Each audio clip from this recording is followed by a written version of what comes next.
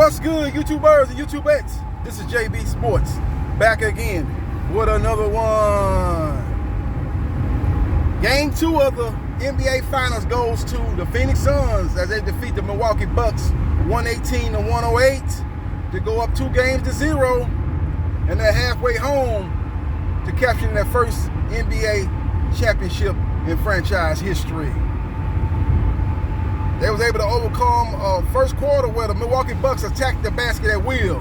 Got a lot of shots in the paint.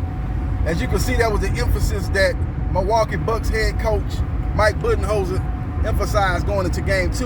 Giannis was taking it to the basket. Chris Middleton was attacking the basket. And Jrue Holiday was getting to the cup.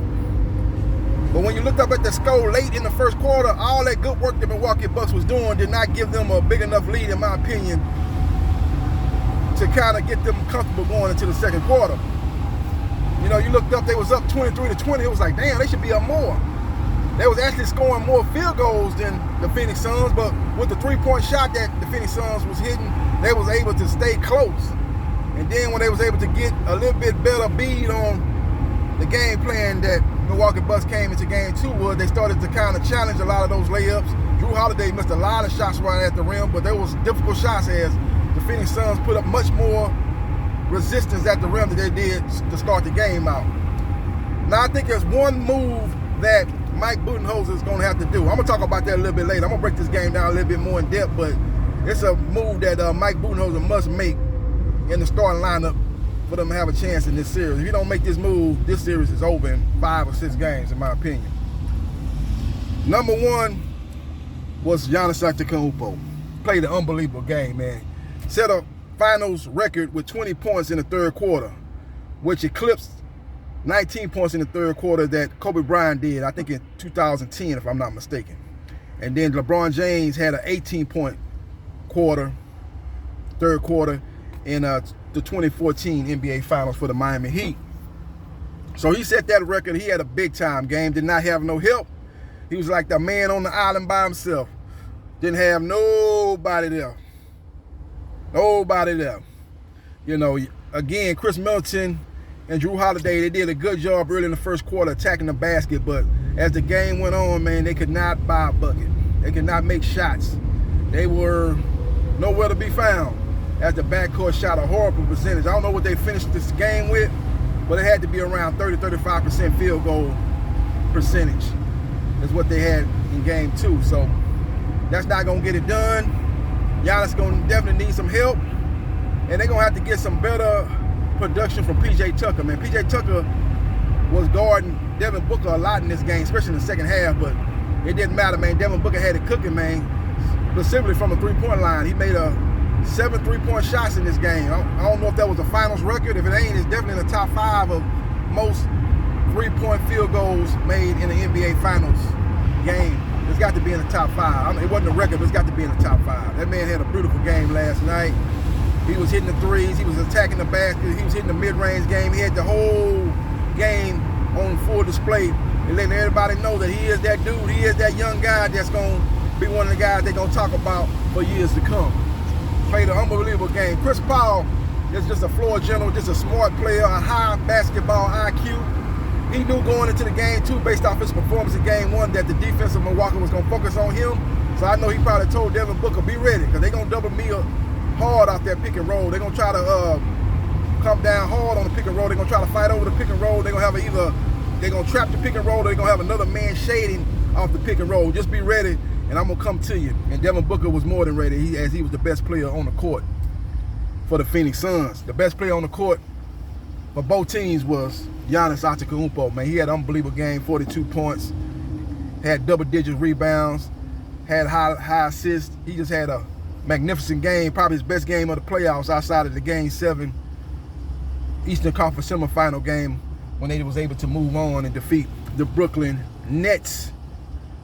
So Milwaukee Bucks got to go home and regroup, man, and Mike Budenholzer has got to make this starting rotation switch. He's got to get Brook Lopez out the starting lineup.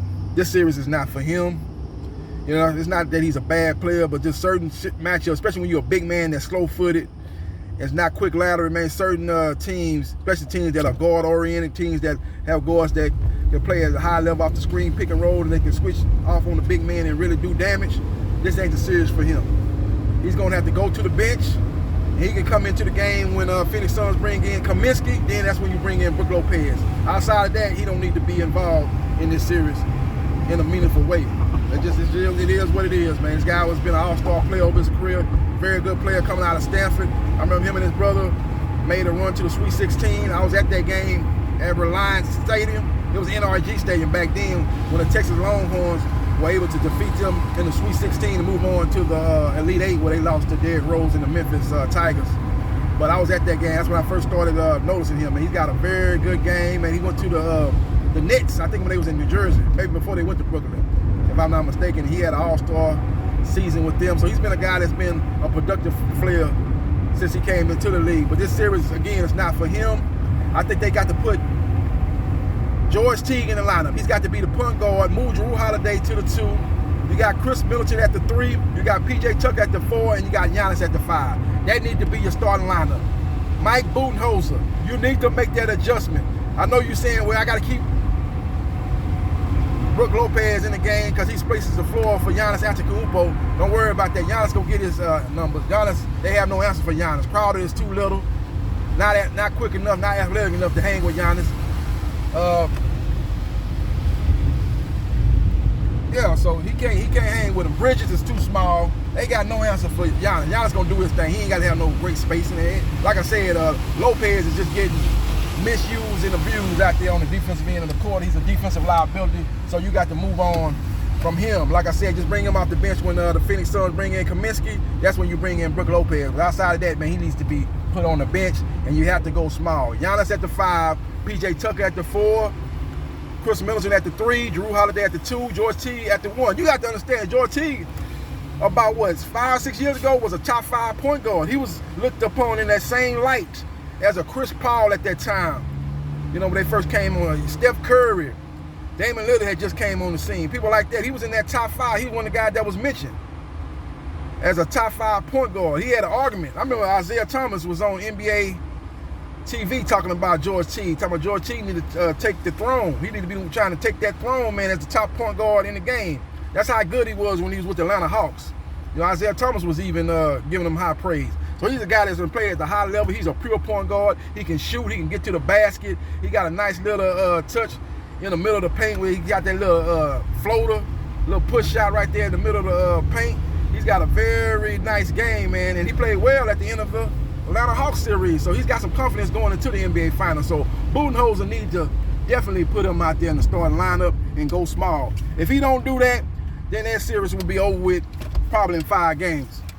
If he does that, then we're looking at a series that's going to go a while. You're looking at a long series. And what I mean by long series, you're talking about 6 games or 7 games. So that's the change that Mike Budenholzer definitely got to make.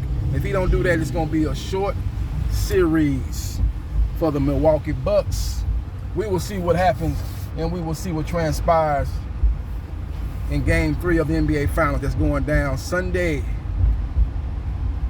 8 o'clock Eastern Time, 7 o'clock Central. We will see what happens, and we will see what transpires. Let me know your thoughts about Game 2 and how it went down, and let me know your thoughts about what I believe should be the move made by Milwaukee head coach Mike Budenholzer. He needs to make that change in the starting 5 of the Milwaukee Bucks starting rotation. Do you believe in what I'm prescribing that he needs to do, or you think they need to make another change? Do you believe that I believe that Brook Lopez needs to go to the bench and don't come in outside of matching up with Kaminsky, the backup center for the Phoenix Suns? Outside of that, he needs to be nailed to the bench, in my opinion. Let me know your thoughts and hit the like button if you like the content of this video, and subscribe to JB Sports, the man, the myth, the legend, and I'll holler.